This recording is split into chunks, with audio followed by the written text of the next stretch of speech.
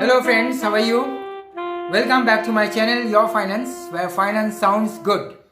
Okay, today we are going to discuss about the ideal life insurance cover that one should go in for. Okay, but before that, let me share with you one very interesting statistics. That was a report from global insurer Swiss Re, Limited, that came up in 2014. And it says, as far as India is concerned, there is a life protection gap, mortality protection gap of 92%. That means if Indians need say 100 rupee worth of your insurance cover, we are having only 8. So that is the gap. Okay, and as far as the sum assured is concerned, the figure is only 1.3 lakhs for the working population of Indians. And there is one more statistics which is more alarming.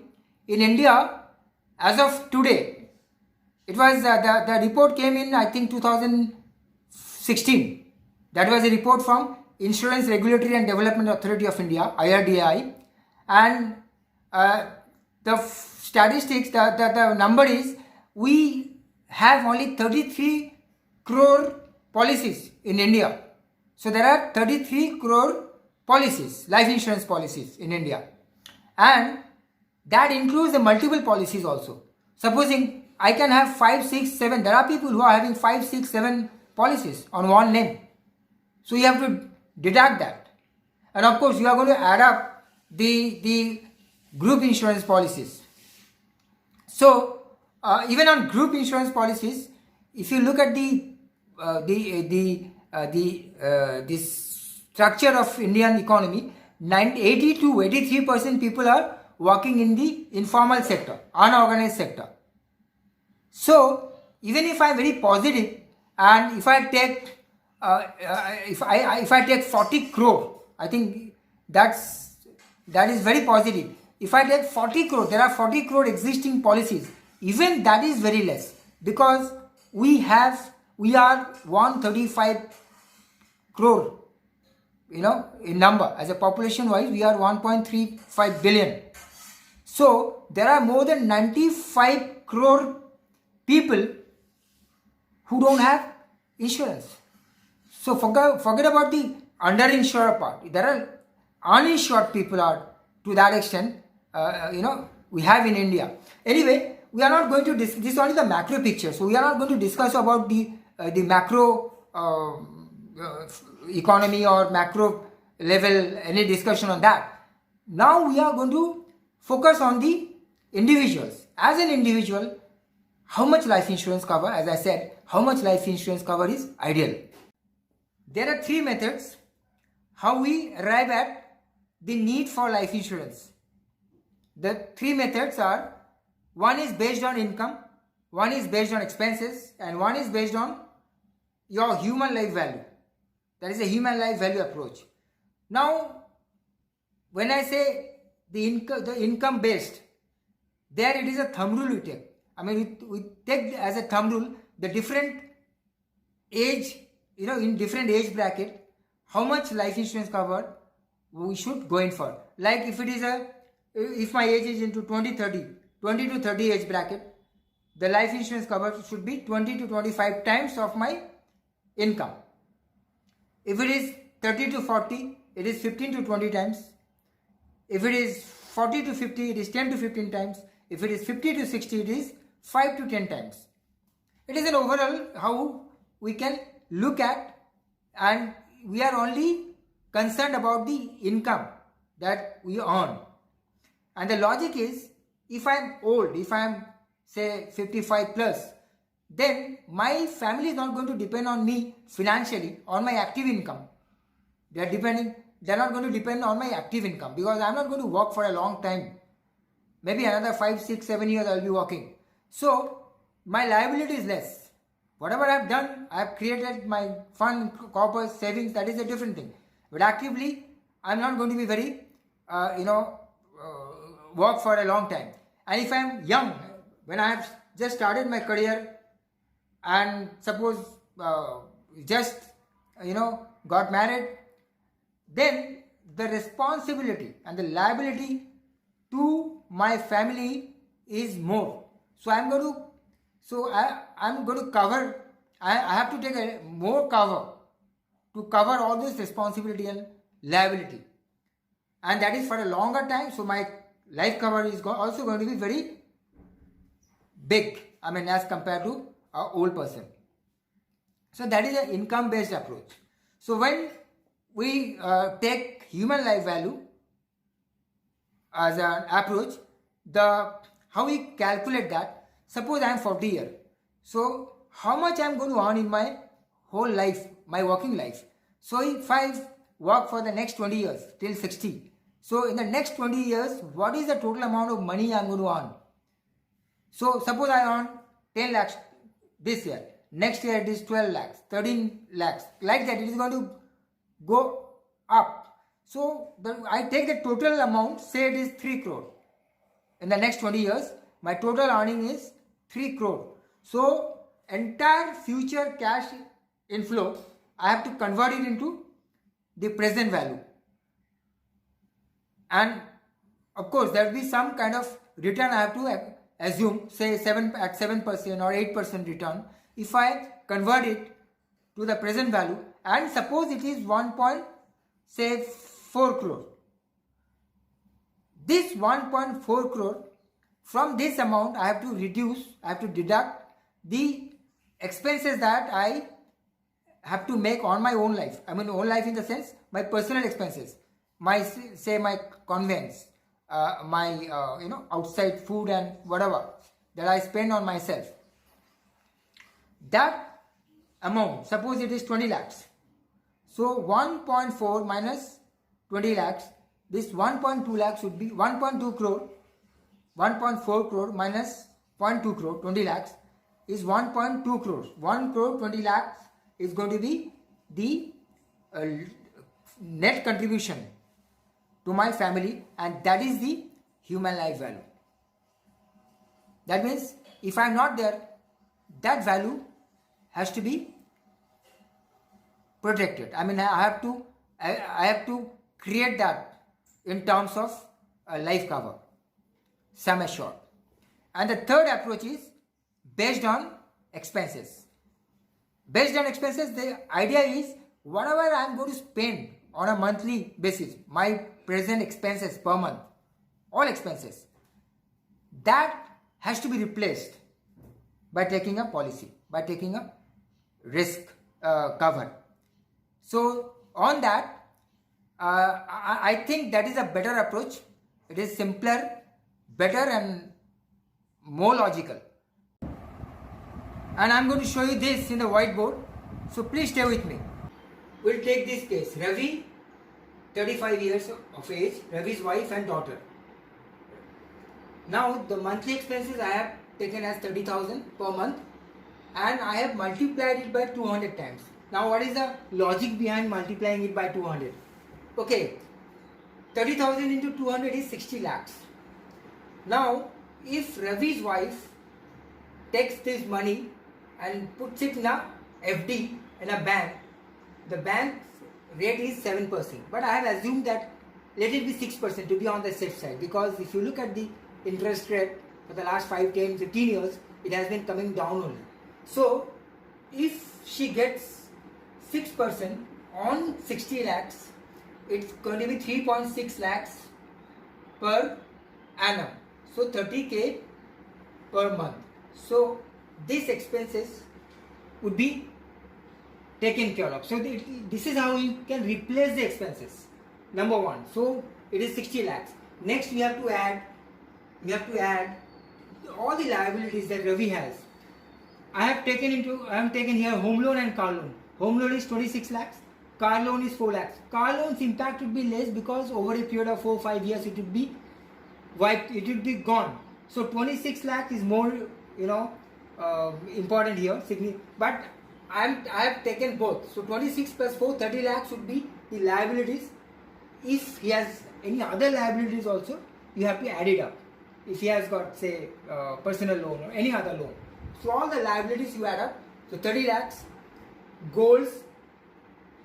Ravi's future goals. I have taken into account only higher education for his daughter. So that I have to add up 15 lakhs. Now see, Ravi must be investing, or he must be investing in some kind of investment product. Say for example SIP. So whatever he has been investing with a goal to reach 15 lakhs, just to ensure that he is able to reach that goal, he has taken a cover. So he has to take a cover. So 15 lakhs I have added. And you will add further retirement for the old age of his wife when Ravi is not there. So that I have taken as 50 lakhs.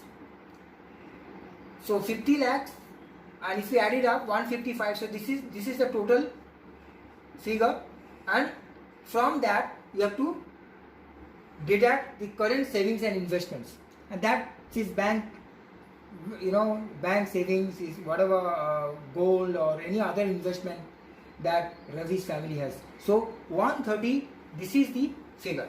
So 1.3 crore is the life cover that Ravi should go in for.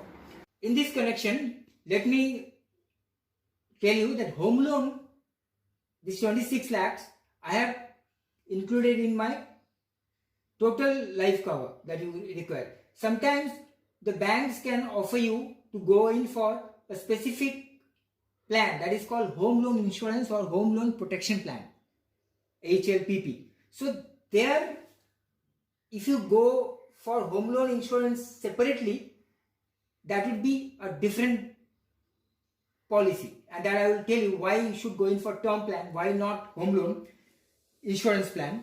See, in home loan insurance plan, it will be more expensive as compared to term plan. Secondly, most of the cases it is single premium, and there is no portability. I mean, you are not allowed to transfer to do the balance transfer to any other bank. Moreover, even the foreclosing of your loan is not allowed. That means if you want to foreclose it, foreclosing is allowed, but if you want to foreclose it, if you want to go for a prepayment, but in that case you are not going to get your premium back. I mean, there is no refund of your premium that you have paid. As I said, it is mostly single premium, so you must have paid a lump sum big amount, so that you cannot get it back. And then there is a tax. From the tax point of view, under section 80C, all the insurance premium can be claimed, and in case you have not exhausted your 80C benefit, you can claim it under term insurance plan, but not under home loan insurance plan, because home loan insurance plan you have paid at one shot. So let's look at this diagram. On the first day, 26 lakhs is the life cover for both term plan and home loan protection plan. But as and when I am going towards the end of the tenure, if I die, say at the 18th year, the insurance company would pay to my bank the outstanding amount of 3 lakhs. That's it. So as in, it is going down.